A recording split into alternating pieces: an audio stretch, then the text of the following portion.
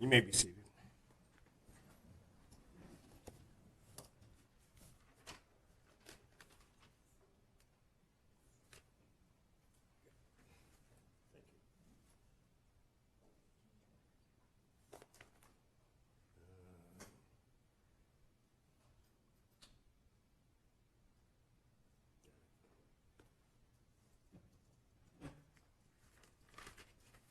Back on the record in the case of the People versus Sherrone Moore. Counsel is present as well as the defendant.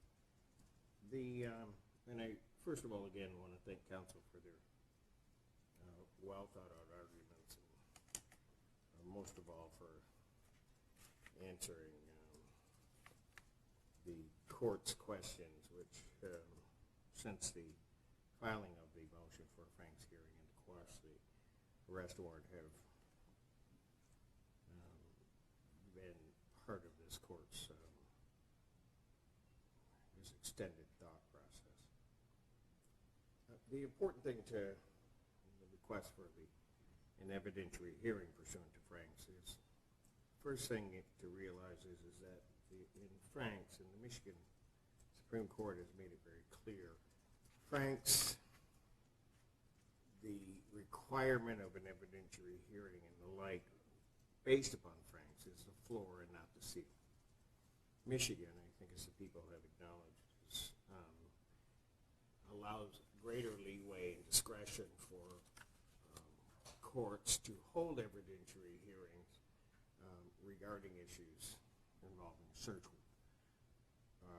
warrant, arrest warrant, or warrants, where it is in some way demonstrated that there is either evidence which is intentionally or unintentionally, in certain respects, misleading or false, or where there is almost a reckless indifference for the truth.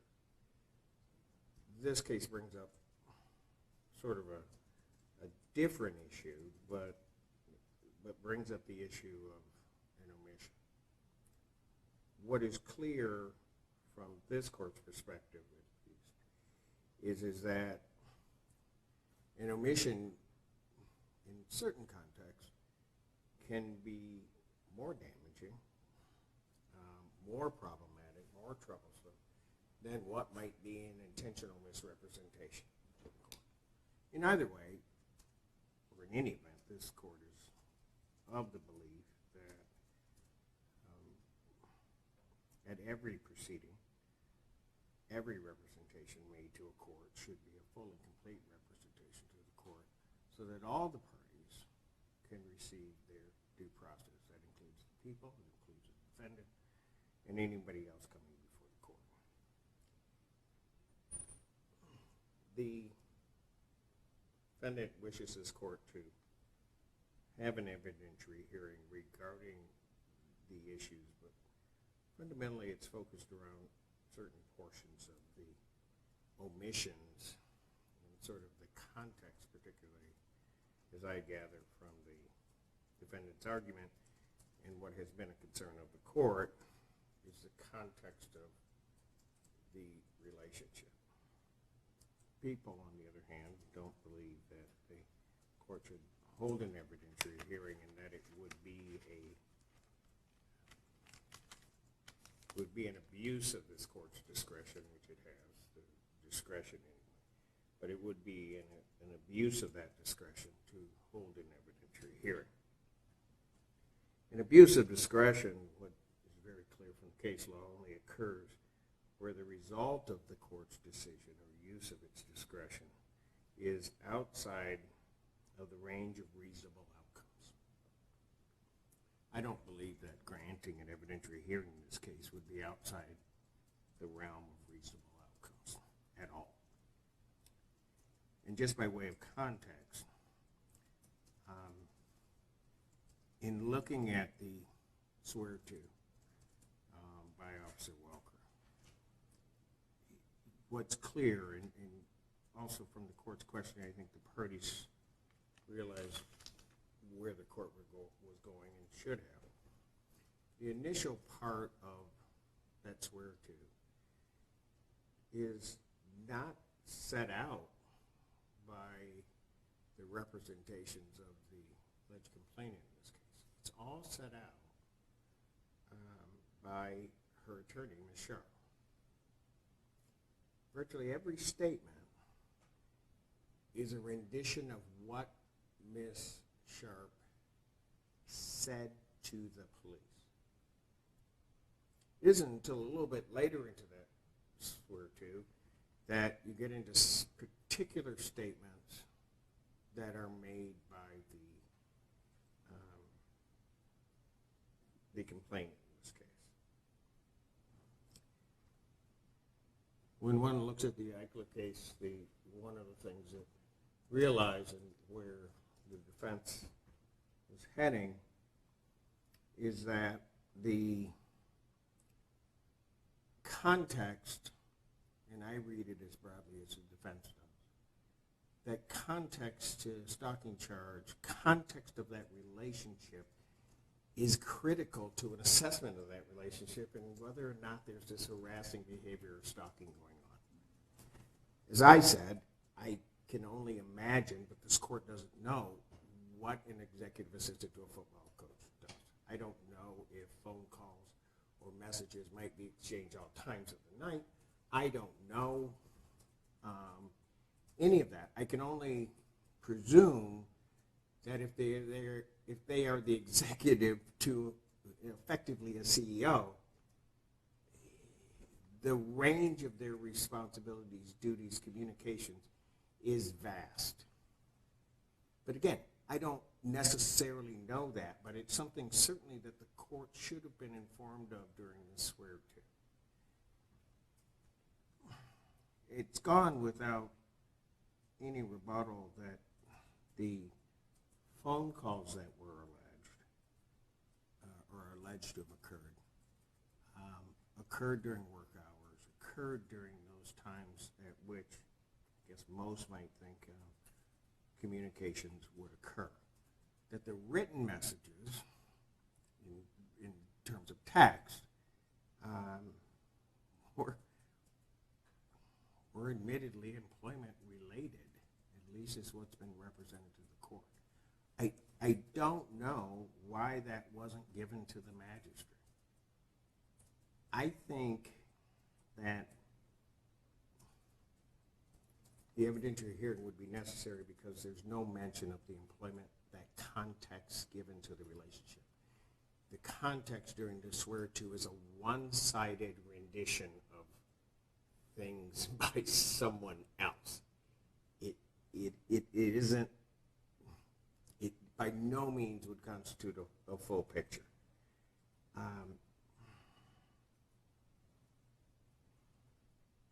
More importantly, and it may go to the defendant's argument, although they didn't place it this way, I asked what might be particularly false in their statement. That's a tough question to answer, and I appreciate the response that I got. But really, I think that the falsity really comes in the way that it was sworn out. It at worst is false and an outright lie, excuse my language in that regard, or at best it is misleading. And particularly when it talks about the 10 to 12 phone calls and text messages, there's not one mention of the fact that those to which they could determine were work-related. There's not a mention of it. That is a huge, in this court's perspective, that's a huge omission. Because immediately afterwards, again, there's like a statement from the complainant about these 12 calls, making them seem as though they are somehow related to some type of harassing behavior because there's nothing on the other side to say what it may be. And then the immediate statement afterwards is a text message that came after the incidents or later on the 10th, after the issue regarding the complainant's home.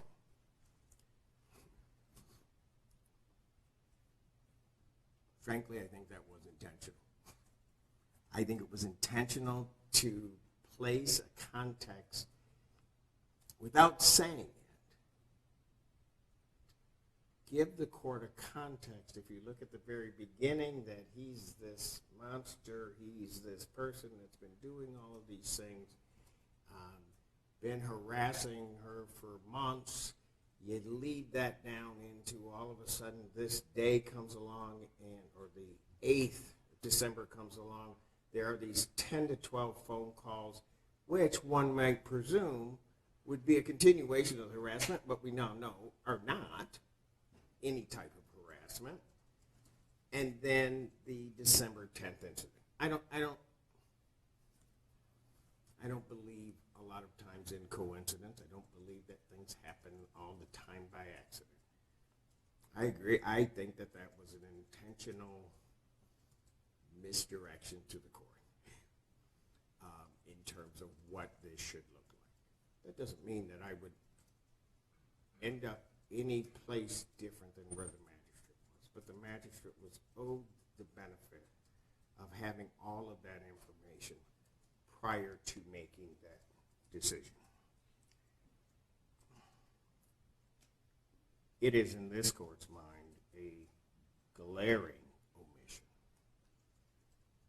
to leave out or frame this relationship only in one way.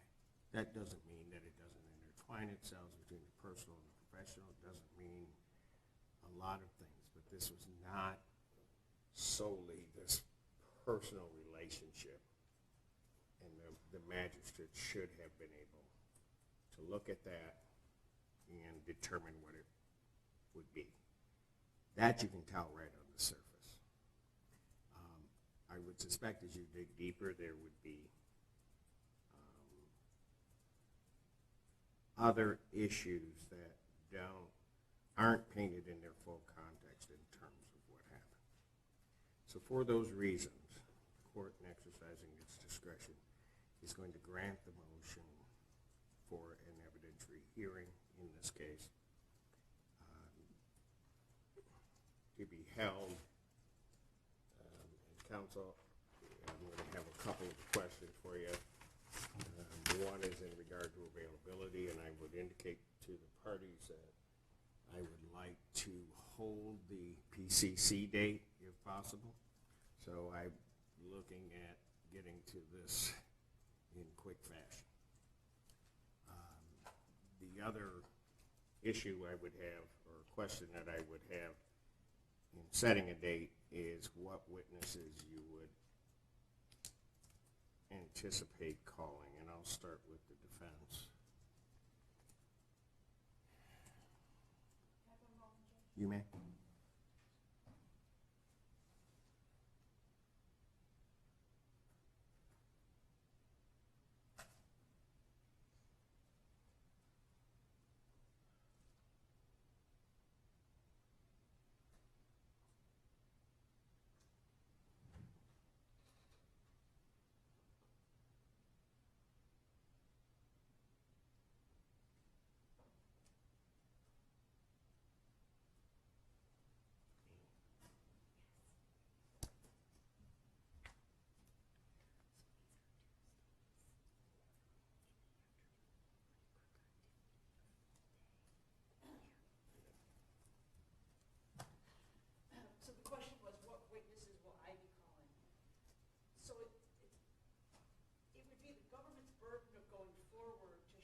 That this was done properly.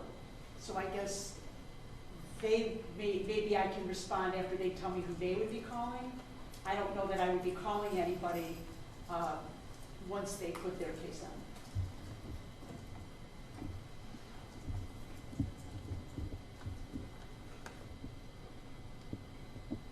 Really doesn't matter to me who goes first. I'm going to get to where I'm going to get to.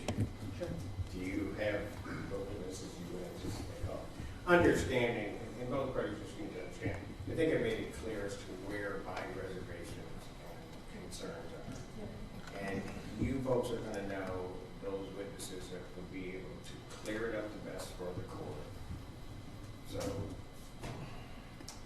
I mean, off the top of my head, Your Honor, I think the court, I would imagine, would want to need to hear from Detective Welker, from, I would imagine, the victim, and from Ms. Sharp. Whether I should present to the court anybody other than those three is something I would, I guess, ask for a little bit of time to think about. Those seem the obvious ones, Your Honor. And if the court, I mean, I get it's my burden in my presentation, but I am mindful of the court's thought process, continue to be appreciative of the court's candor. If there are witnesses that the court would like to hear from, I would consider it my obligation to bring those to Your Honor. Well, let me ask this, were there officers that were part of the interrogation process or questioning of the victim in this case? There were a couple, yes, Judge. That were, I'm sorry. and the only reason I say those is because Detective Walker presumably would have received that information from them, or at least that's a possibility. Some of it, yes. Okay. Yes. So I think the officers that may have interviewed the victim. There's at least two more that I can think of that off the top of my head. I have one moment. Sure.